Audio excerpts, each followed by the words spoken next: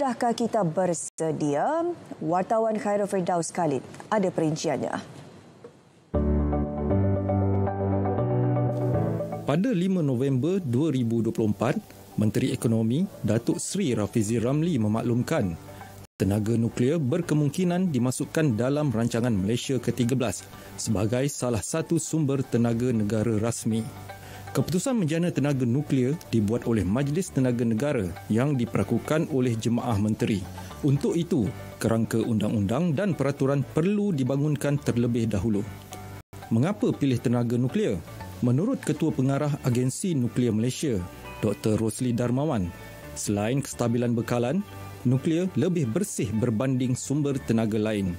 Kos operasi untuk jangka hayat nuklear juga lebih terjamin kerana tidak bergantung kepada bahan mentah seperti gas dan arang batu. Kos bahan api menggunakan uranium ni, dia sebanyak 4,000 hingga 4,400 kWh. Dan bila dibandingkan dengan loji jana kuasa arang batu, ianya lebih kurang daripada 9,000 hingga 11,000 kWh. Dan untuk loji jana kuasa gas daripada 8,000 sehingga 14,000 kWh. Nuklear satu-satunya sumber tenaga penjana elektrik yang boleh menghasilkan kuasa yang lebih besar dengan jumlah bahan api yang kecil.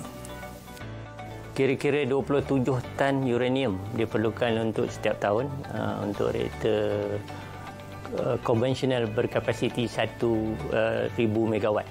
Yang ini untuk loji kuasa nuklear. Tapi bila kita lihat kepada stesen jana kuasa arang batu dengan saiz yang sama, ianya memerlukan 2.5 juta tan arang batu untuk menghasilkan tenaga yang sama.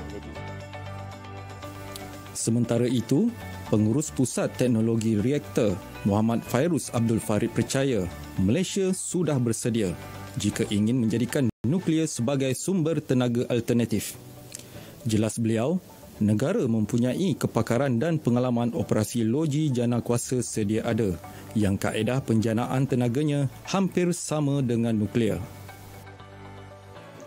Konsep yang sama tapi menggunakan bahan api yang berbeza, di mana pada loji bahan api yang arang batu menggunakan arang batu sebagai bahan bakar untuk menghasilkan steam.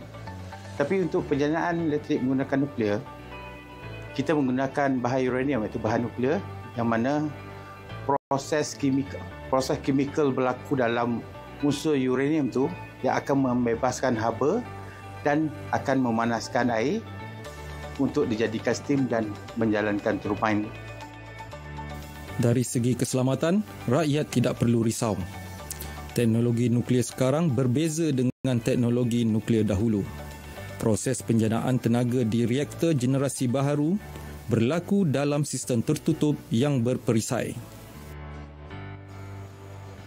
Selain melibatkan kos jangka panjang dan lebih stabil, isu kelestarian alam juga menjadi faktor kepada peralihan sumber tenaga alternatif yang lebih mampan.